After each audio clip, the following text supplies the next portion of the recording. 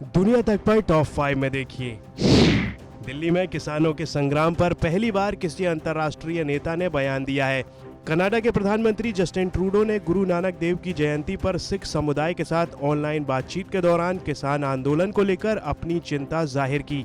भारतीय विदेश मंत्रालय ने ट्रूडो के बयान को खारिज कर दिया। विदेश मंत्रालय के प्रवक्ता अनुराग श्रीवास्तव ने कहा कि हमने भारत में किसानों के संबंध में कनाडा के नेताओं के कुछ गलत जानकारी वाले बयान देखे हैं। ऐसे बयान गैर जरूरी हैं, खास तौर पर जब ये एक लोकतांत्रिक देश के आंतरिक मामलों से जुड़े हैं। सियासत के लिए कूटनीतिक बयानों का सहारा नहीं लिया जाना चाहिए।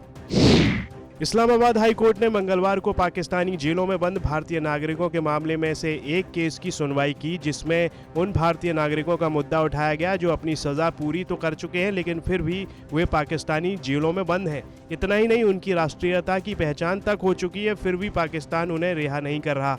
इस केस का कुलभूषण जाधव मामले से कोई लेना देना नहीं था, लेकिन पाकिस्तान इस केस को भी जाधव मामले से जोड़ने की कोशिश कर रहा है। ये पाकिस्तान की नई चाल है, जिसके जरिए पाकिस्तान भारतीय मिशन को सुनवाई के दौरान मौजूद होने और कार्रवाई में शामिल करने की कोशिश कर रहा है।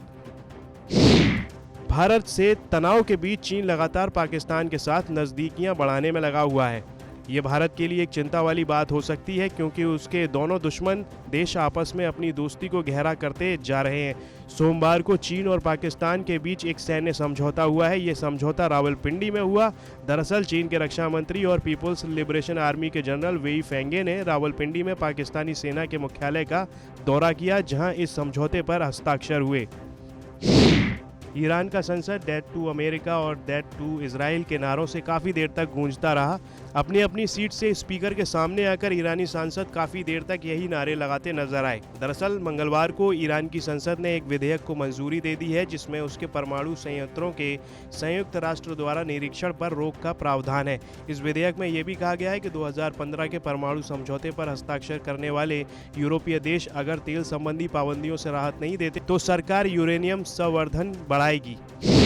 डोनाल्ड ट्रंप के कोरोना वायरस मामलों के स्पेशल एडवाइजर स्कॉट एटलस ने इस्तीफा दे दिया है। वे 4 महीने पहले इस पद पर नियुक्त किए गए थे। एटलस की शुरुआत से ही आलोचना हो रही थी। अमेरिकी हेल्थ मिनिस्ट्री का कहना है कि जैसे ही वैक्सीन को अप्रूवल मिलता है तो ये सबसे पहले देश के लाखों हेल्थ वर्कर्स को दी जाएगी, क्योंकि वे खतरनाक हालातों में काम कर रहे हैं। तो वहीं तुर्की में लगातार 9वें दिन मरने वालों की संख्या बढ़ी है। मंगलवार को यहां कुल 190 संक्रमितों की मौत हो गई। दुनिया में कोरोना मरीजों का आंकड़ा 6.41 करोड़ के पार हो गया। 4 करोड़ 44 लाख से ज्यादा लोग ठीक हो चुके हैं। अब तक 14,85,000 से ज्यादा लोग जान गंवा चुके हैं।